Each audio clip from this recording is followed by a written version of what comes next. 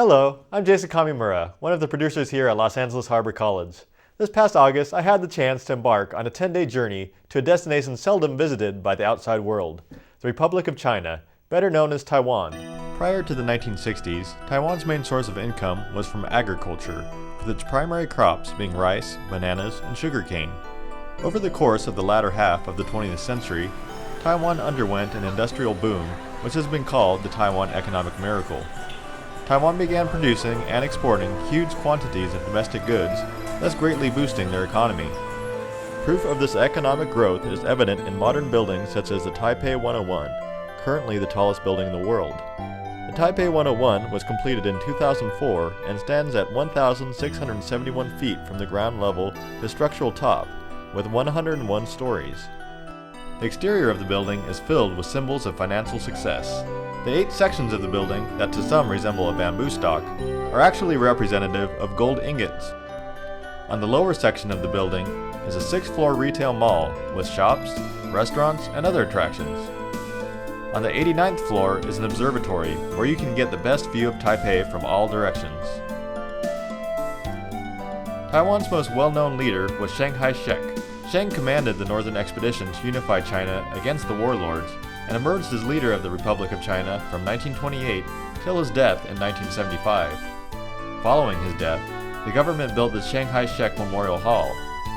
Leading up to the main doors of the hall are 2 sets of stairs, each with 89 steps representing the 89 years of Chiang's life. Inside the hall is a bronze statue of Chiang, above which is inscribed his 3 guiding principles: ethics, democracy, and science. The most popular thing to do amongst the locals of Taiwan is go to the night markets. Every major city has a night market, and they are always packed with people looking for the best deals on clothes and other consumer goods. The night markets are also a great way to get a taste of local cuisine at unbeatable prices. On average, a meal can be purchased at the night markets for around 70 new Taiwanese dollars, which is equal to less than $3 US.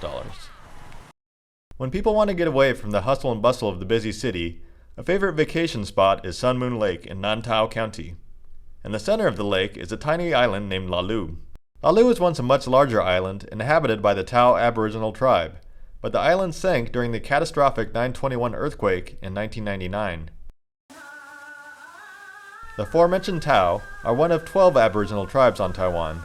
The Aboriginal people currently make up only 2% of Taiwan's population, with the remaining population being primarily of Han Chinese ethnicity. Taiwanese Aboriginals have designated land that has become protected, similar to Native Americans in the U.S. One amazing example of how Aboriginals have utilized this land can be seen at the Formosa Aboriginal Culture Village in Nantao County. The Culture Village is actually a theme park complete with roller coasters and a sky rail. It also has traditional dance performances and museums to educate visitors about Aboriginal culture. Religion is an important part of daily life in Taiwan. The predominant religions are Taoism, Buddhism, and Confucianism. Often these religions are intermingled, and numerous temples can be seen all over the island. Perhaps the most impressive of these temples is the Matsu Temple in Tainan City.